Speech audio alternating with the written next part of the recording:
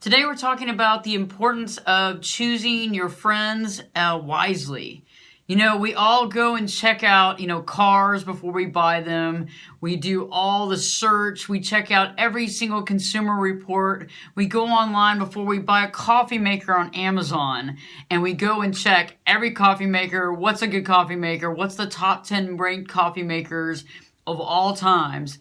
And we have a tendency of doing all that research, but when it comes to friendships, when it comes to people that we love, or people we fall in love with, or people we have sex with, we don't think about any of this. We don't do any cross-reference.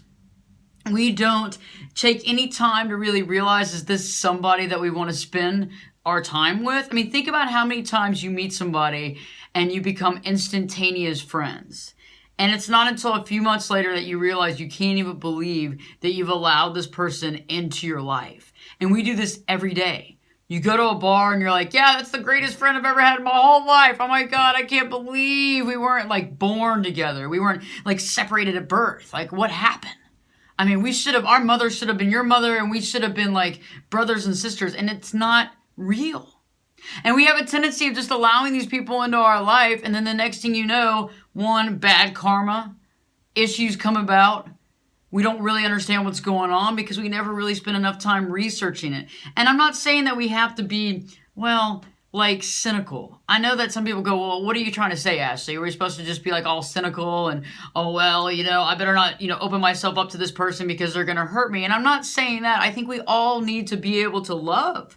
But at the same time, we have to make do of what we can do. And I think the biggest thing that I want to discuss right today is choosing love relationships wisely.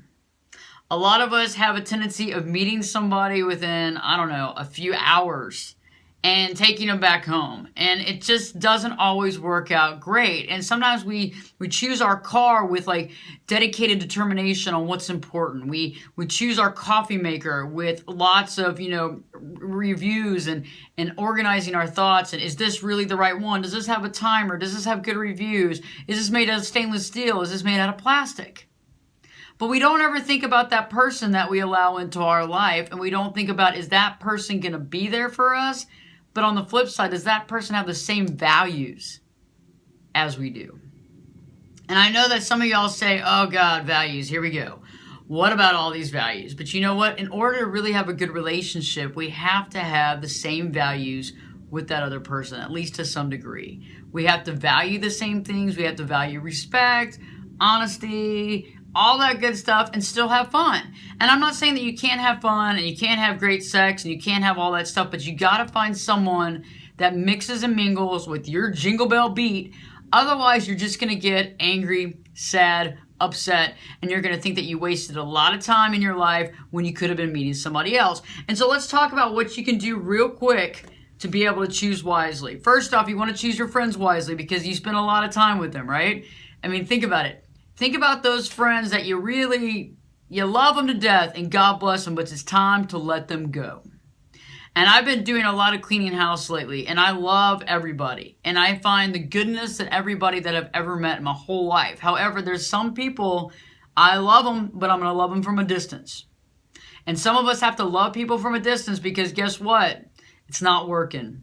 The friendship isn't working. It probably never really worked, but you try to make it work because you like them as a person and you cared about them. And I have some friends right now that I love immensely, but every time I get on the phone with them, it's like I cringe. I cringe because we don't have any of the same values. Everything they do is kind of antithetical to the way that I feel. And I don't want to say anything. I don't want to put them down, but at the same point, it's just not going to work out. The next thing is that when you're looking at a new love relationship, the best thing to do is to really see that person for who they are, minus all the, for the women, if it's a man looking at a woman, don't sit there and look at the boobies all the time. Don't sit there and check out everything else. Really focus on that person because you can find a sexy, attractive person anywhere, anytime, any place.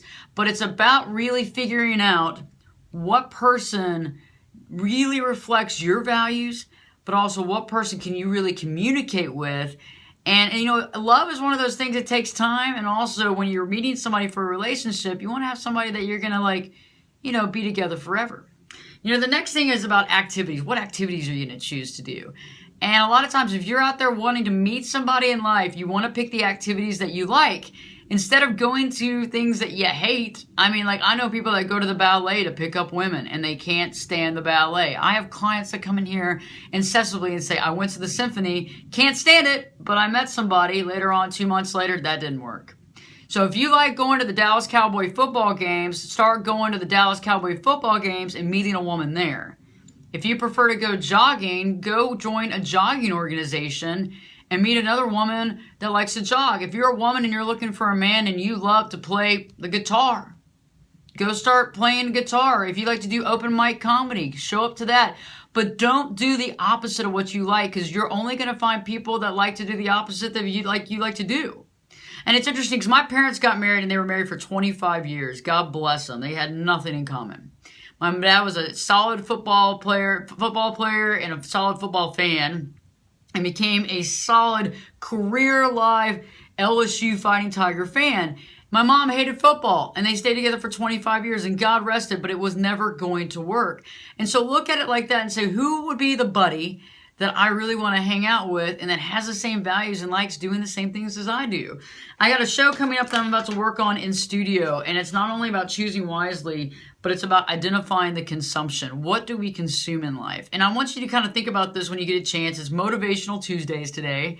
What are you consuming? And I'm not talking about alcohol, beer, wine, cigarettes, pot, whatever. I'm talking about what are you consuming as far as media is concerned, TV, film.